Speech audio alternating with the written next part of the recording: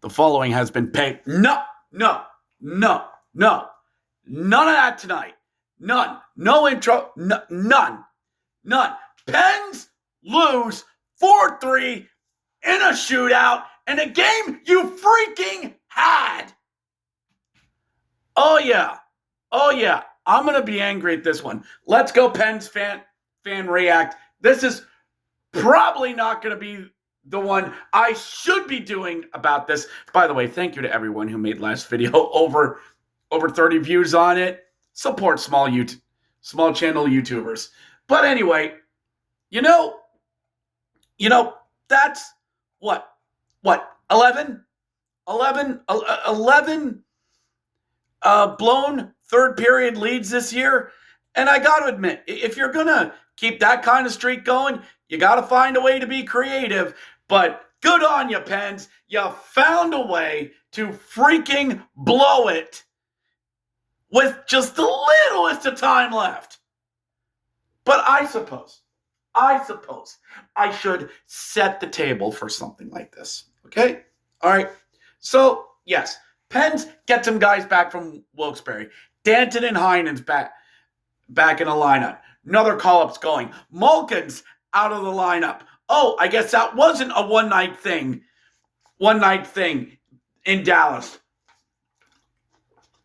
And the Pens, they're taking on a Ducks team who are young, playing with house money, who are probably playing in overhead their skates.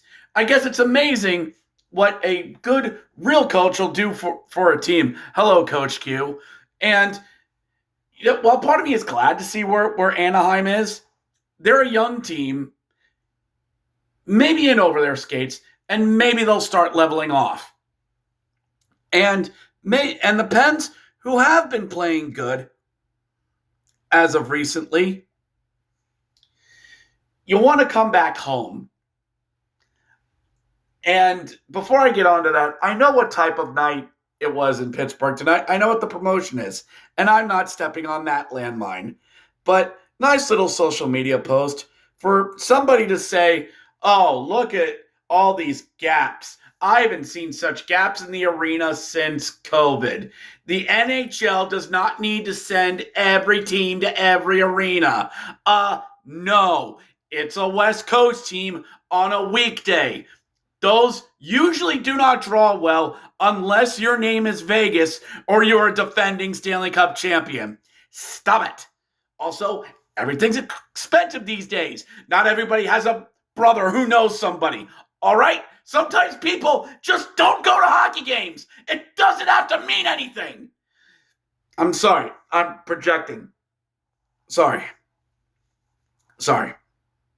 Nola Chari gets us on the board first. Well, 1-0 off the face-off. Connor Dvorak gets an assist because the puck went off the skate, but Achari won the face-off, went off of Dvorak's skate, and he just flinged it on net, got it past Vile Husso, gets it into the net to make it 1-0. And then the Ducks storm back. At the 5 minutes into the second, Jackson Lacombe with the snipe, with the laser past the ear of Arturius Shilovs. Nothing he can do about that. Nothing. I'm not going to get upset at it. It's a horrible angle. It somehow goes in. I brought back flashbacks of Jeff Petrie's goal in the COVID bubble tournament that we don't talk about. And then Troy Terry ends up getting a goal for a nifty little backhand that just goes pew pew in the net, out quickly to make for his 8th of the season. Good to see Troy Terry actually succeeding on this Anaheim team. And it's 2-1. And I actually thought that the Pens just might, they're going to blow this. They're going to get outworked for a couple of minutes by the Ducks, even though they're horribly outshooting them, horribly outchancing them. They're fighting for pucks. The Pens deserve to win this game, but they just don't have that little finish. No, we don't. No, I don't mean that. But into the third. And but before the end of the period, Tommy Novak, off a rebound from Erik Karlsson, net mouth scramble, down below the goal line, just off the goalie's butt and into the net. Bottom. Gets it in. Tommy Novak gets his 5th. Erik Karlsson is 16th. Ryan Shea's 9th. 2-2 and 2. And now the third period turns into a battle, turns into a jousting for fighting and sticking. And somebody's going to have to mess up first. And actually, Ville Husso gets a rare goalie penalty for holding the stick of a forward off of Rucker McGroarty. That's a power play for the Pens, who is at a ridiculous 33% in the league. We are the top power play and the top 5 penalty kill in the entire freaking league. And Anthony Mantha, off a feed from Sidney Crosby, tries doing a crossing feed over to Brian Rust, but it goes off of Husso's stick and into the net. 3:45 to go. The Pens score as Anthony Mantha gets his 9th. Crosby gets his 13th. Got to keep that point per game thing going. And Erik Karlsson gets his 19th. And the Pens are battling near the end. 17 seconds. Chris Kreider goes off. And on the television side, quote, and that should do it for the Pittsburgh Penguins in this hockey game. Haha, foreshadowing. 17 seconds. Pens can't even win the faceoff. Ducks get it. Off goes the goalie as they charge up. 9 seconds left. 8 seconds. Not even the Pens can screw this one up. Can they?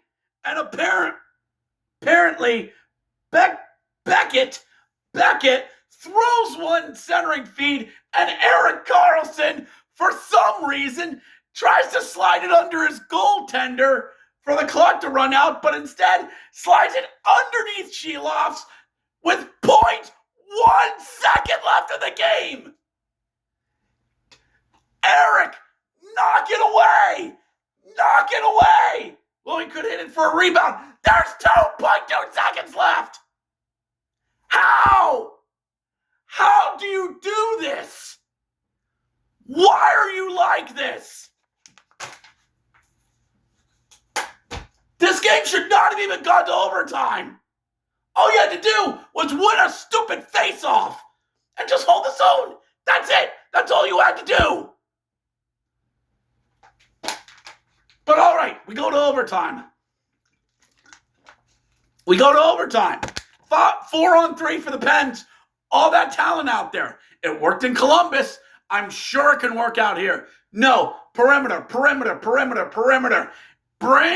it in on a 4-on-3. Bring it in, but no, perimeter. Gotta feed Crosby. Gotta feed Letang.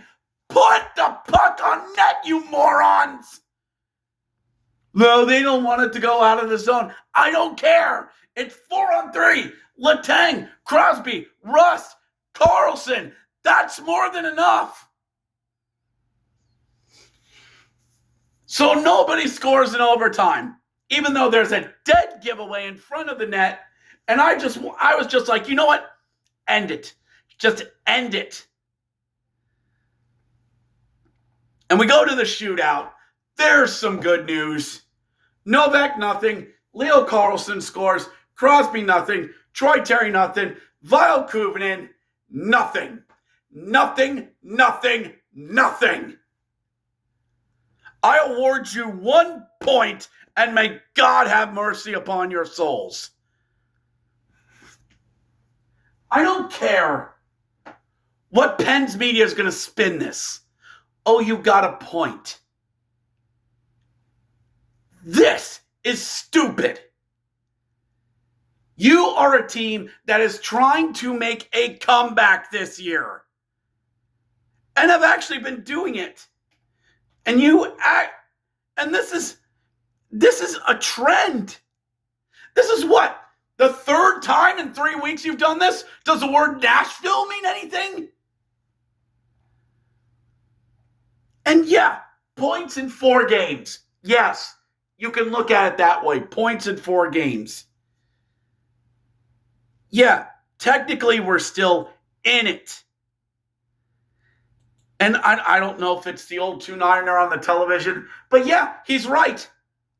These are points in the shootout that you are leaving on the table. You 45 points. You have 5 points that are lost in the shootout. 5.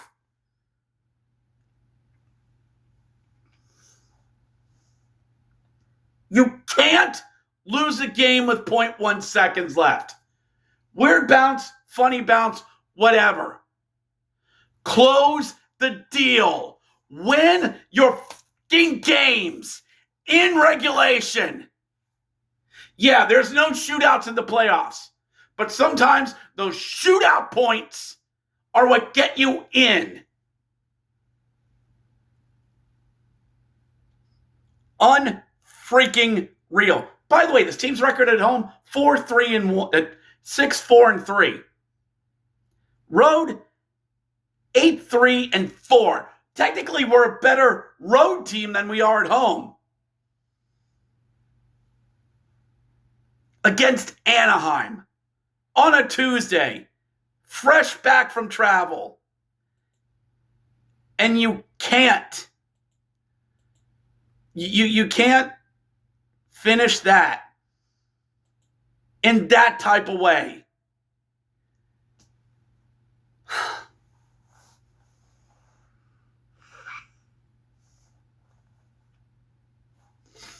Why do they have to make it so difficult on themselves? Why? Why? Is it the challenge? Is it for fun? I don't know. Explain to me, Pence. Explain to me why you keep doing this. Why you can't close games. And as Dan Muse has said to others who do more of a living for this than me, if you can't finish it, they'll go find others that will. You've Montreal on Thursday. Good luck. Good freaking luck. Because right now, I don't know if you can beat the Sharks on Saturday. They're a good young team. You seem to struggle against them. Montreal always has our number. You had him. Freaking had him. I'd wish this team good luck on Thursday, but I doubt they know what to do with it. See you Thursday.